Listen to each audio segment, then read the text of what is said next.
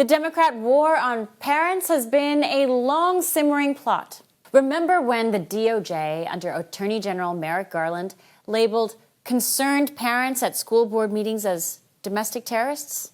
And when confronted about it, DOJ said the White House was not involved. How dare you imply it? Here's Attorney General Garland playing body shield for Biden. We received a letter from the National Association of School Boards. No reason to believe. No, you didn't receive an anonymous letter. White House political staff co-wrote it with this organization, which is why the organization has rejected it. You know these facts now to be true, and yet you still won't disavow your memo. Why? White House Press Secretary Jen Psaki doubled down on this little fiction. Would the administration be okay with the FBI using the Patriot Act to surveil these parents if that is what they decide?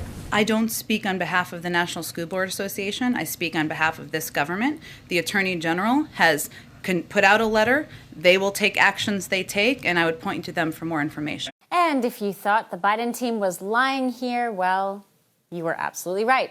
This all started, remember, with an October 2021 National School Board Association, NSBA, memo begging the Biden White House to use the Patriot Act against parents at school boards. And rather than telling the NSBA that this was illegal because it violated some pretty basic First Amendment rights, the Biden DOJ political leadership leapt at the opportunity to help, to identify anything, any authority whatsoever they could use to bring the full weight of the Justice Department down on parents. Attorney General Merrick Garland promptly sent a memo repeating this new approach to parents to all 94 U.S. attorneys' offices in the country and their relevant DOJ divisions, effectively covering the entire United States with this new narrative.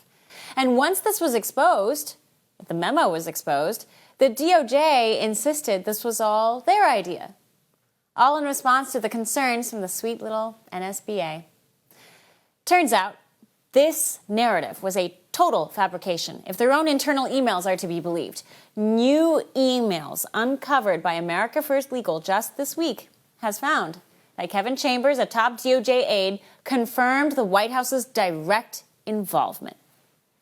The Biden White House, while telling the world that they did not have anything to do with the Biden DOJ going after and targeting parents, that the DOJ's biggest hurdle was finding a federal hook. Implying, of course, this came from the White House, not from the DOJ, the White House.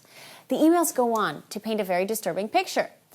Career, that is non-Biden-picked attorneys at the DOJ, career attorneys, expressly warned the Biden team that this mission from the White House had some major issues. There was no legal or constitutionally allowed basis to go after these parents the way the White House wanted, without violating their First Amendment rights. Not taking no for an answer, Sparkle Suknanen, that's a real name, over at DOJ, and that's Judge Sparkle Suknanen now.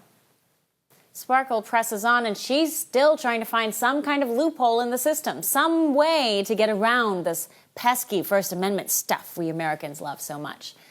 Though this story was widely reported by conservative networks like ours and commentators, it went largely ignored by the big lie media. That should surprise no one.